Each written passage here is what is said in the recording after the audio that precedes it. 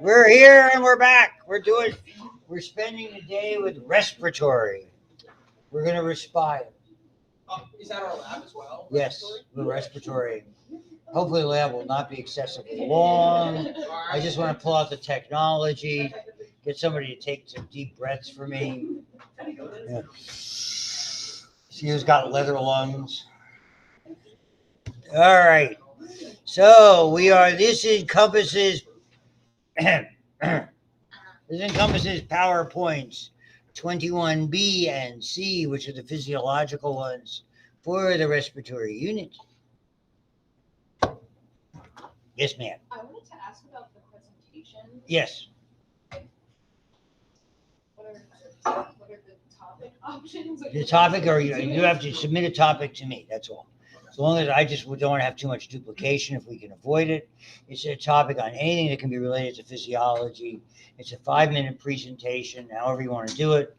PowerPoint, we'll do it in lab, the last 2 weeks of the lab, and it's worth a substantial amount of the grade. It's not, all I have to do is get it done. I'm interested in seeing it because I like to hear the topics that at least you have some interest in. And companion-wise, submit 2 or 3 typewritten pages on it. I don't need literature citation.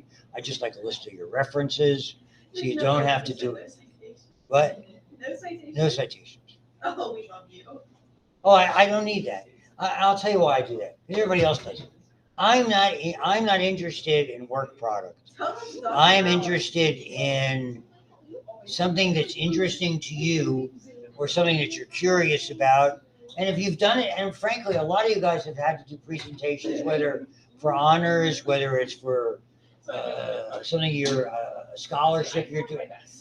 There's nothing wrong with getting a lot of mileage out of the same topic. I mean, I don't care if it's something you're going to present 2 weeks later in senior seminar or next year on Science Day. I don't care. I mean, you're fine. We'd be interested in that. All right, I got a presentation. You got it done. I mean, I went to school with these guys who did a paper on osteomyelitis, which is effectively a deep bone infection. I mean, not only do you do it for presentations for your particular class, I mean, they published it. You use it to get a scholarship. You use it to get into a residency program. Hey, get a lot of mileage out of that stuff. Sounds good. Smart people do that. I'll bring in my poster. Posters are great. Perfect. He loves it. I love that stuff. So if you have it done, you already have it done. It gives me. The great thing about the students here is I learn more about them from their presentations. That has always been sort of their trademark here because the school, it's all those ridiculous communication courses that were in the core, but they serve you because in the business world, you're always doing that. If depending on what you're going to do for a living, okay? For me, it didn't have to. I'm a natural. This is what I do. I talk for a living. This is my happy place. But for a lot of people, if you go into teaching, if you go into a business field, you're always sitting there. Oh, would you give us your spin on this or present this? You need to be able to communicate, to use graphics, to use posters, to do PowerPoints. You need that. That's what gets you ahead. When so and so, he or she knows what they're doing. Not really. As long as you look good doing it, it's easy to impress people.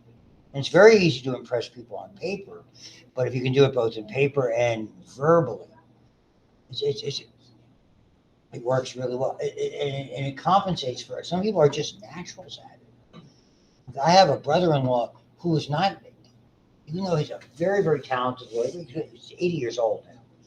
I'm sure he was shocked when he passed the New York bar exam on the first go. Not that he wasn't bright, but he's not a gifted student, comparatively speaking. He's somebody who really had to put a lot of time and effort into it. It turns out he was a natural trial lawyer. I mean, a lot of lawyers can't get in front of a courtroom and persuade a jury, but he looked nice. He was I thought fast on his feet. Sometimes you have to utilize your gifts, and became extraordinarily successful. I mean, it's an absolutely true story. I started up as the DA or assistant DA up in Rochester, Monroe County. At that time when he started in 1970, there was a fairly large organized crime element. And he had to put those people away. And I mean, calls to the house, we know where you live, we know who your kids are, we know where they go to school. That, honest to goodness. My sister got those clues. So when he left that sphere of public, where he was an assistant state attorney general and assistant DA, and went into who did he defend in private law? The same people he was so good at putting us away, we're going to hire him. So I mean, it's funny how all that came from that unbelievable natural ability. You all know, my oldest is the captain of it's not easy to become a captain of a destroyer when you're just barely 40, before you were 40 years old. Okay, he's not the greatest student in the world. I mean, his degree in political science, not science, but he's what Mel Brooks coined in History of the World Part 1, a stand-up philosopher. And if you ever go see the movies, the first sequence where he's talking to the late lady from Golden Girls, B. Arthur, because it was like unemployment, you know. I'm a stand-up philosopher. I condense the vapors, and he goes, "Oh, you're a bullshit artist." That's my oldest. But give him a presentation, let him organize, let him make decisions. You all have your own genius. Everybody does. So you're saying your son BS this way to operate? With being very good. You're not going to outwork him. Oh yeah. Yeah, That's the best. You can't be outworked. You can't be outworked. He'll do all the research. He'll read everything. He'll prepare for it. He'll never let something lie down. He'll answer every phone call. He'll write every paper. He'll do all that. So his genius was that ability to organize that, to lead, and to work, and do that thing. I mean, some people got that. He probably knows that in every single screw that is used to build that shit. Right. Not so much from a mechanical standpoint, but he's talked to every other leader and gotten their spin on it and where the do's and don'ts are, because they all know he presents himself very well in doing that. It's so you all have that. That's why I love the presentations for two reasons. It gives you a chance to shine, if you will, and it gives me a chance to not have to work. More important, the part I like, because inherently I'm lazy. Which brings us to breathing, which it's great because it's basically a lazy activity. You don't have to do much. The only time you expend energy breathing, and minimally so, is inhaling. Everything else takes care of itself. The only time you actively is inspiration. You fire your diaphragm and flattens it, your external intercostal muscles fire, you expand your chest cavity, and physics takes over. Dr. Buxton would be so happy.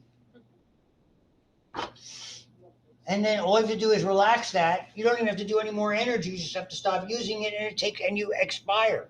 Not in that sense. You expirate. Your expiration date. So it's all about pressures. And I'm not going to go into this because it's physics. So respiratory pressure is described relative to atmospheric pressure and 1 atmosphere, good old 760 millimeters of mercury. Just like when we start looking at those things, when you start hearing about hurricanes and, how the areas of depression and all that stuff, which I don't understand.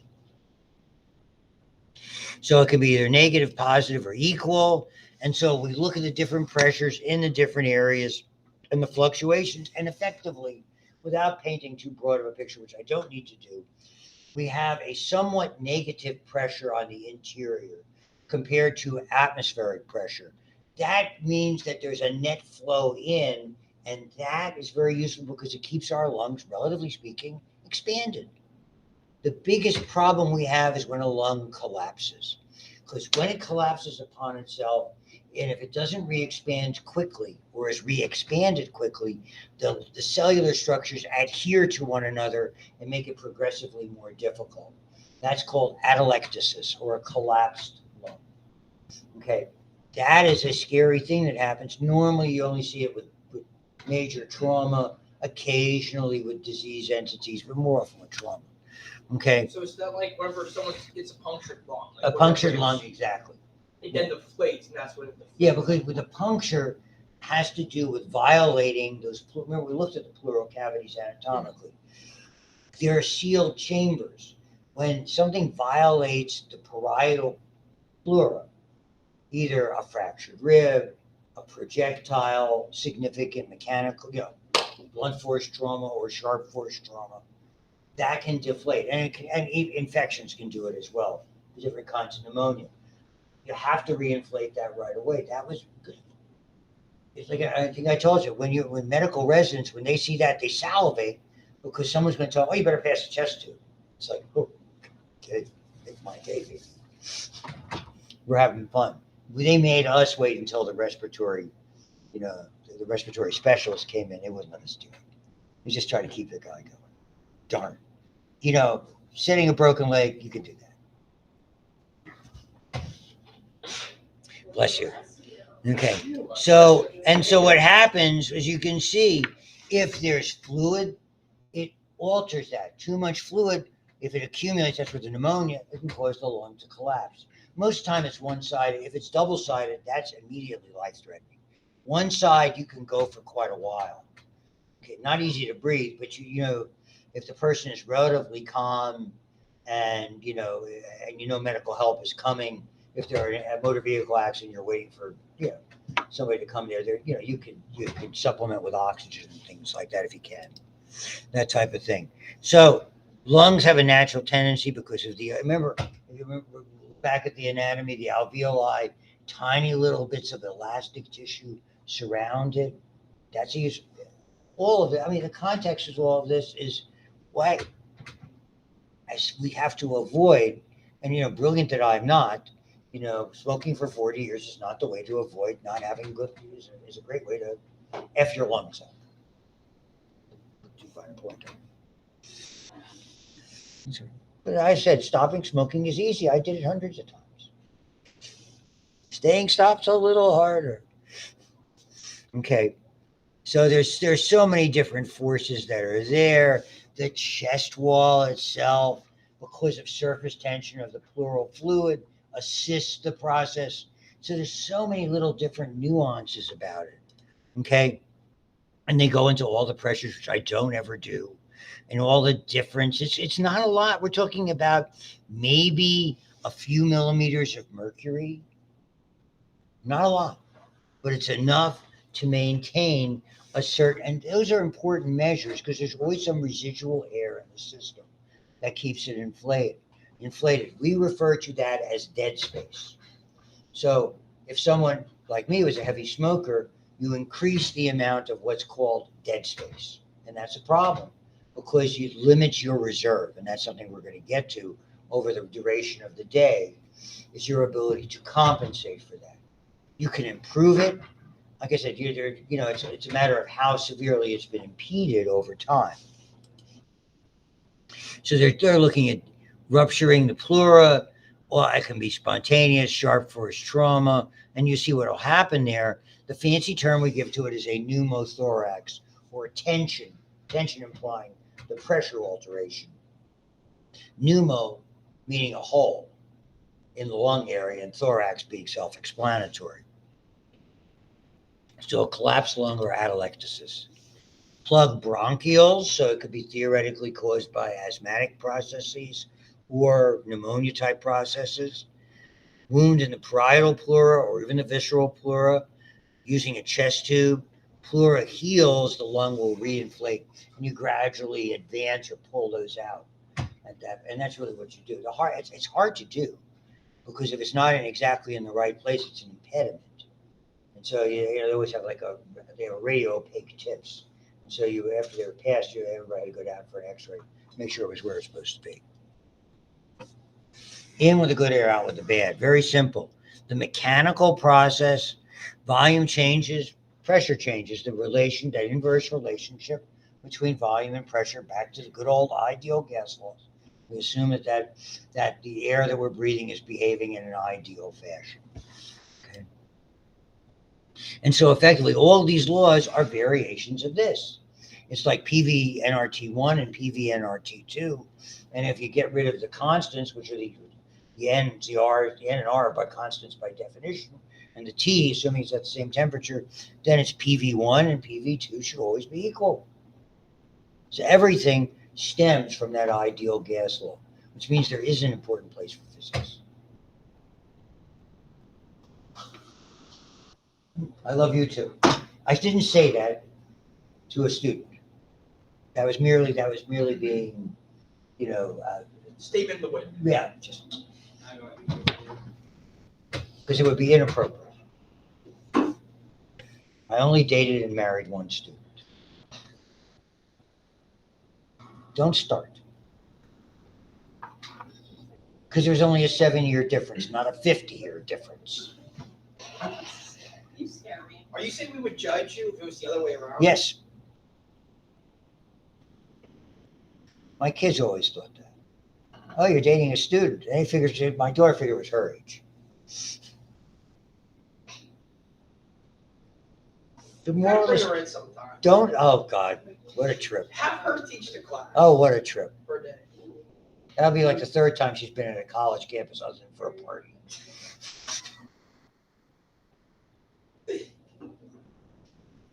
And only the second time that she wasn't arrested. My daughter's great. She's great. Yeah, you two obviously get along with your checker legal. Illegal. That's not illegal. That's my check. This is America and my rights, and I knew them. I knew my rights. I knew someone breaking into a house was wrong, so I got police. What happened? Oh no, after. Yeah, we don't want to go there again. I've heard this story like I've already heard this story twice or 3 times. Okay, so that's PV equals nRT. Inspiratory muscles, the diaphragm and the external intercostals. Those, for normal breathing, we hardly notice it. We're expending a little amount of energy. The diaphragm, dome shape, when we fire it, it flattens, inferiorly and flattens. That increases volume. The external intercostals pull the rib cage up and out, okay, increasing the volume, so it decreases the pressure, and obviously air will be induced to flow in. The only time is if it's like take a deep breath for some reason.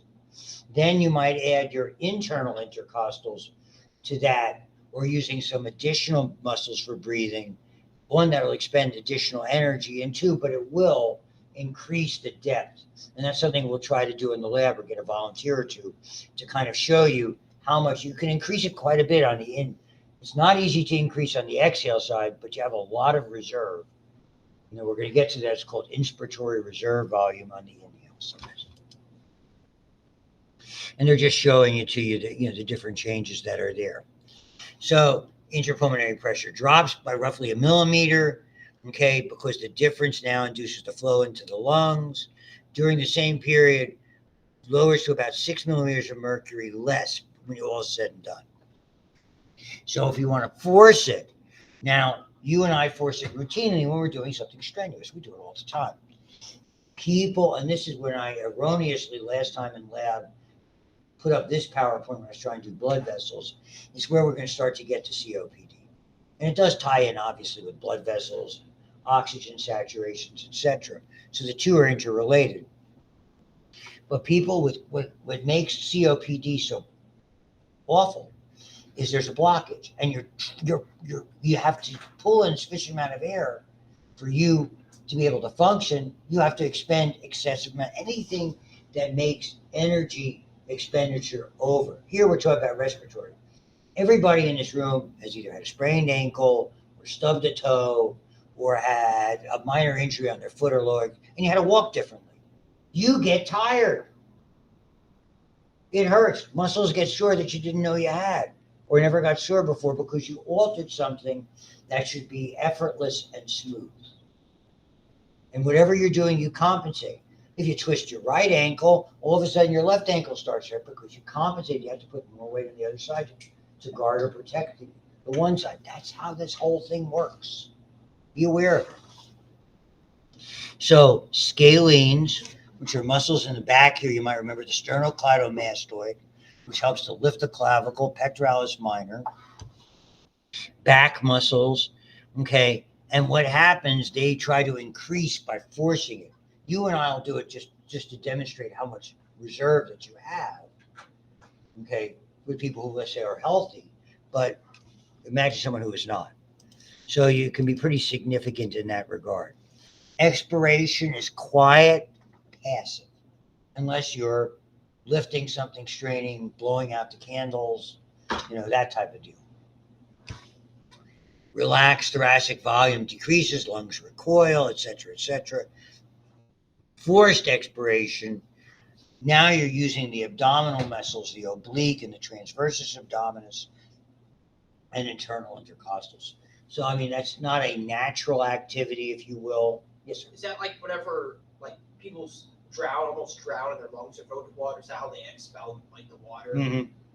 That's because it's just deer. It's almost for fooling you if you can get them to expel it. It's interesting forensically because you can look at that. That's one of the ways that science, when forensic scientists, was somebody dead before they hit the water, or did they drown? Is there water in the lungs? If they're dead, not going to be any water. So I mean, it's did they drown or were they pushed? That's good. There's a show I've been watching 26 seasons of one show. What? Silent Witness. It's from British TV. It's an ITV. I love British detective shows. I'm addicted to them. Big Sherlock guy that. No. I'll show you. This is here.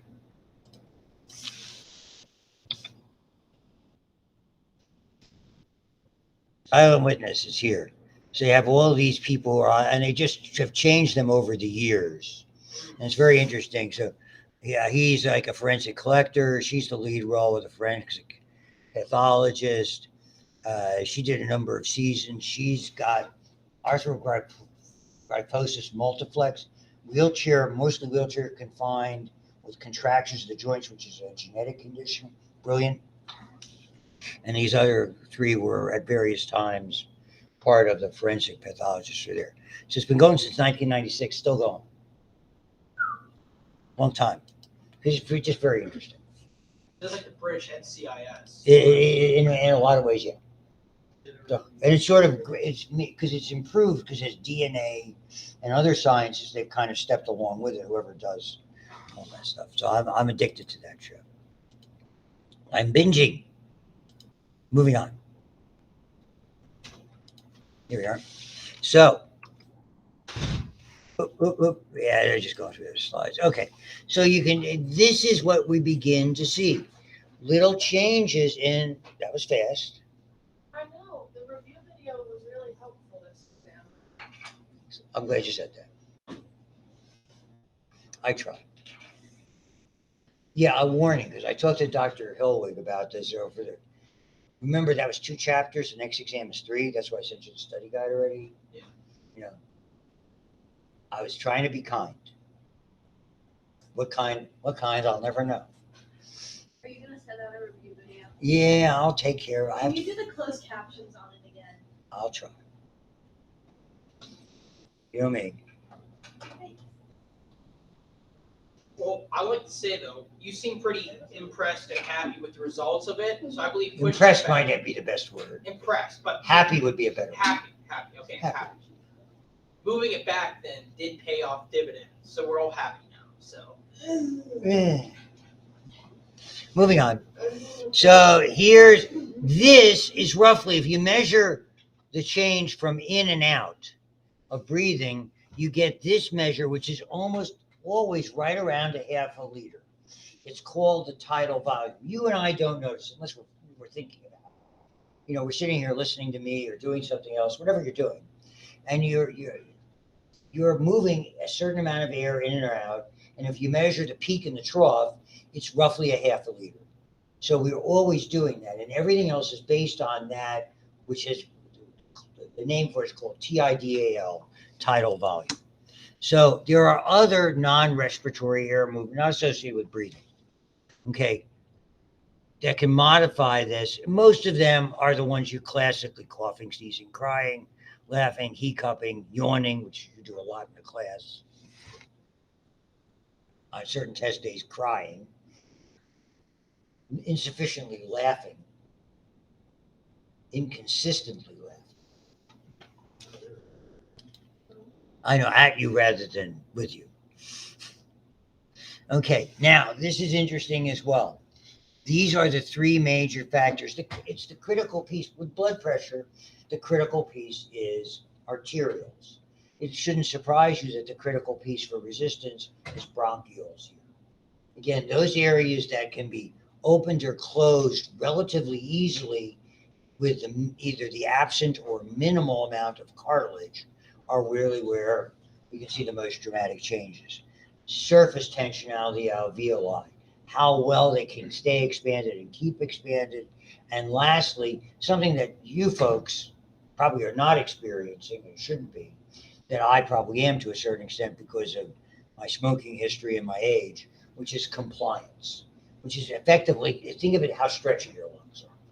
That's what compliance is. How it's just why when you're blowing up the balloons for somebody's birthday, what do you do first? You stretch it. That's compliance. You try to make it stretchable so it'll be easier to blow up. That's something that wanes, goes away as a product of aging, unfortunately. Not for everybody, but for most of us. So, and this is physics, and I don't do physics. So resistance is usually insignificant. Diameters of airways in the first part of the conducting zone are so big, it doesn't really matter. They can't collapse. Progressive branching as they get smaller, but just like blood vessels, there's a relative increase in surface area. Any resistance probably occurs in the medium-sized bronchi, and it's gone by the time you get to the terminal bronchioles, because once they give way to the respiratory bronchioles, now it's not about moving the air in or out. It's about diffusion. So you can see medium size one, potentially there can be some problems if there's blockages, and you can see as it goes all the way down, as it effectively going from there into bronchioles, it really the limitation is probably more associated with it's not one surface area of one tube. You add all the surface area of all the tubes. Breathing movements are more strenuous, obviously. So severe constriction or obstruction at the bronchiole level when they're smaller. That's why I'm making the point. You can't ventilate. Asthma attacks and stoppage. Now, stopping ventilation would be respiratory rest, some impact on the muscles by a disease entity or a nervous system failure, that kind of a thing. But most commonly, I think that we see, particularly in younger individuals without a respiratory history, is probably acute asthmatic attacks or the acute allergic attacks like anaphylactic shock. That's where we really see that. And that's why for both of those instances, the emergency drug of choice to reverse it rapidly is subcutaneous epinephrine. So that's what's in the EpiPen. Thank you. And that's what's, and again, I did one Saturday night. It's a sub-Q injection. Those little injectors, you just have to pop it on your skin. It automatically. People flip out about those. They were way overpriced. I think they've improved that. Surface tension.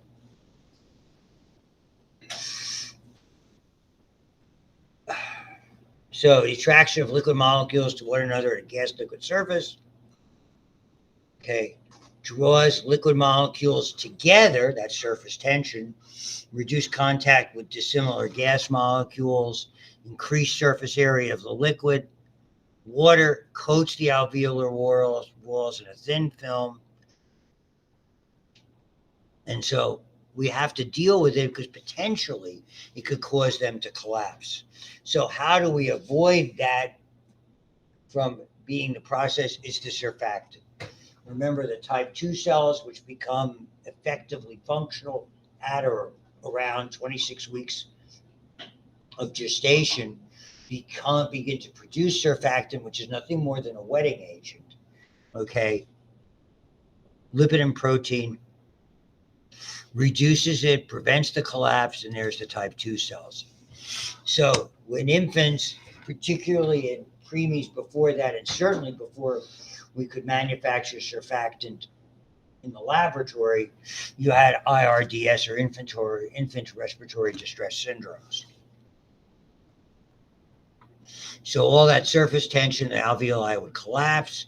They have to be completely reinflated, all the energy. Fetal lungs do not produce adequate amounts of surfactant until at least 2 months of development.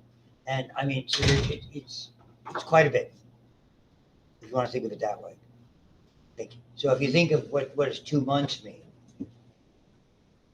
So that's 2/3 of the way through. So, we're looking at that 26, 28 weeks, depending on what it is. I mean, there's been so many nuances in that. Natural or synthetic surfactant is available now. Pressure devices. You have the advent of respirators. That was something that was not necessarily available until, we talk about them more commonplace today. I can't say they've been around as long as you would think.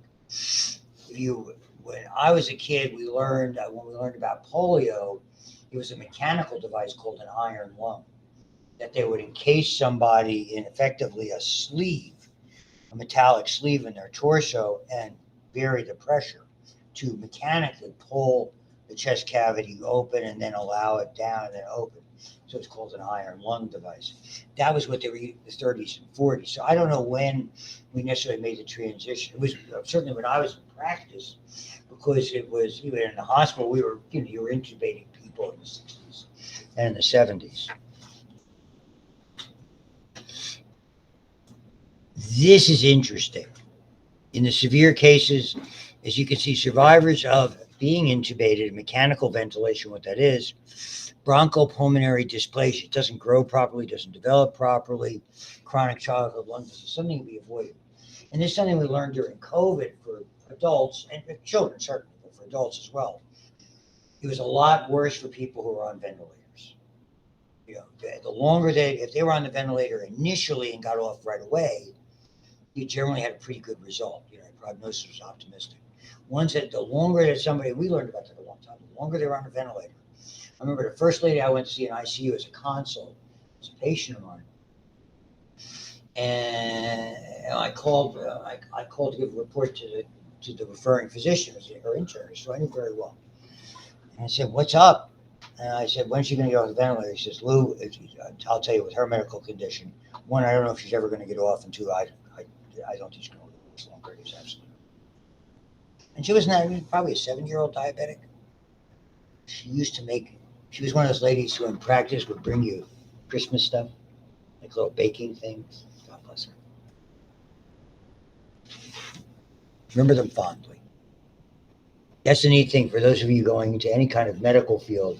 When you build a relationship with somebody, who was I talking to the other day? Oh, I had a doctor's visit. I was talking to the nurse who was getting, doing the vials and stuff like that. Turned out she was from, anybody know where Tionesta is? Oh, you Northwest Pennsylvania people, Tionesta is, yeah. Is it by Clarion? It's probably Clarion going easterly and up. Okay. Tionesta is, if you take Route 8 going to Franklin, Oil City, it leads you to Tionesta and then Titty. Oh, okay, yeah. The only thing that you see in Tionesta, the only time there's ever a lot of cars there is for 1 week. Deer season. She is from Tionesta. I mean, the first lady I operated on was from Tionesta. Her daughter, it was a K through 12 high school. West Forest schools were K through 12. I went there to talk. You get to talk to everybody that's K through 12. You had to be pretty versatile with your lecture. It's not quite a one-room schoolhouse, but close. At the end of it, she goes, "Oh, Grandma who's the lady I operated on, lives across the street. She's got milk and cookies for you," which I was not going to refuse. That was, let's say, 1980, 81. In 1985, she was one of the 15 or so people who perished in the level 5 tornadoes that went through that area very famously. They had one of those, it was like the movie Twister, that degree of storm went through right across northwestern Pennsylvania from roughly Grove City, Mercer area, all the way, cut like a half-mile swath. Really? Yeah. She perished in that. The daughter and I were fast friends. She couldn't bear to come in and see me. Because she knew how close I was with her mom. Blanche Weingart. So it's interesting. It's not just because of my memory. You form those types. I was thinking about the other day when she said Tia Nesta, but I didn't mention the storms for her. We drove through it. My kids were little. It was right the night of my middle son's first birthday. And a couple of days later, when they let us go through the roads, you would see places where all that was left was like a house. All that was left was the foundation, and in the middle, like a fireplace and a chimney. Everything else was gone and stuff like that. It was like in the movies. You looked across the oil creek, and it was a half mile of trees, mature, huge trees were toothpicks, down to like, it's like it just went through there and tore it off. It's just scary. That's why a lot of people that we were having a first birthday party, half the doctors didn't attend. They were flying. There weren't that many. You're all going up there to take care of people. Compliance. Measure of change in lung volume that occurs with how stretchy. Normally high, surfactant, elasticity, easier to expand. You want compliance. Okay, that's there. Formula for it. Compliance diminished by scar tissue from any kind of disease entity. Surfactant problems, decreased flexibility of thoracic cage. That's where the aging. So any decrease in this diminishes it. Inflammation, TB, pneumonia, other lung diseases, surgical intervention, cause non-elastic scar tissue. It will also impact surfactant and more energy, again, that you need to breathe. So total compliance can also be due to hereditary or acquired deformities of the thorax, so injuries, again, can play a role as weather events or infections. Remember those costal cartilages we looked at in advanced anatomy between the ribs and the sternum. There's a hint of flexibility in that hyaline cartilage. That ossifies, turns to bone in old age, as well as intercostal muscle paralysis, which can occur. Which brings us to how we assess this. And this is going to take us in. We'll go through this and we'll take the rest of us into lab, and then we'll finish all this up. We have several volumes. Okay. If you want it with a broad brush, cardiac output and pulmonary ventilation are roughly equal per minute in volume, 5.5 to 6 liters. So for argument's sake here, they use 6. You can calculate it. You can do age, weight, measurements, and there's a formula online you can stick it into, and whatever your total lung volume is, you can find out. So it's not a hidden figure. For most of us, it's fairly easily discernible, assuming that you haven't had significant problems in the area. So we have individual volumes. The tidal volume is always there. The amount in and out, typical breath. How much you have left over. Inspiratory reserve, which is bigger than expiratory reserve. And then you have to figure in non-moving air, which we call dead space. You came right on dead space. So it was not coincidental. I'm giving her such a hard time. I don't see her enough. Sorry. Yeah, but your buddy beat Pitt. His old alma mater. My buddy. Sean Miller.